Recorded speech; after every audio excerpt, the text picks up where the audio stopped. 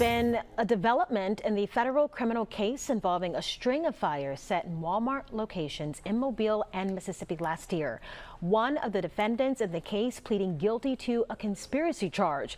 Investigative reporter Brendan Kirby at that hearing today. He's in our news center right now. And Brendan, this all stemmed from complaints over the practices at Walmart. Yeah, that's right, Lenise. You may recall a mysterious manifesto that appeared last year outlining a list of demands and issuing a stark warning. Quentin Olson pleaded guilty Thursday to conspiracy to maliciously destroy by fire. His plea agreement lists one specific fire, which occurred at the Walmart store off of Rangeline Road on May 28th of last year.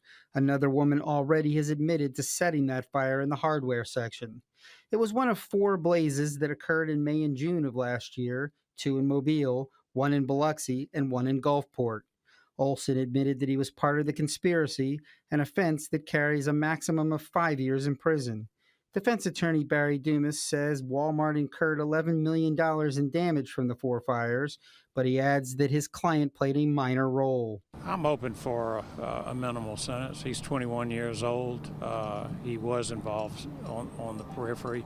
He had no agenda in this thing. I think he was, I don't know what he was thinking, but he didn't intend harm on anybody. Olson moved to Gulf Shores from Nebraska and eventually ended up in a group house in Lillian with other alleged members of the conspiracy, including Jeffrey Sykes. He's the man accused of directing the production and dissemination of the so-called manifesto.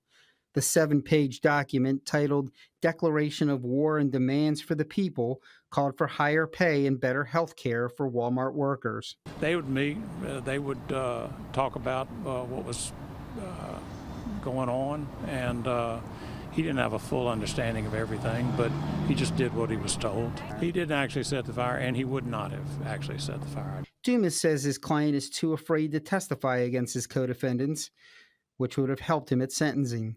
He says fear of Sykes was also a factor in his client's criminal conduct. If they did anything out of line from what these group of older people were planning on doing, he'd commit physical violence on them and or their family members.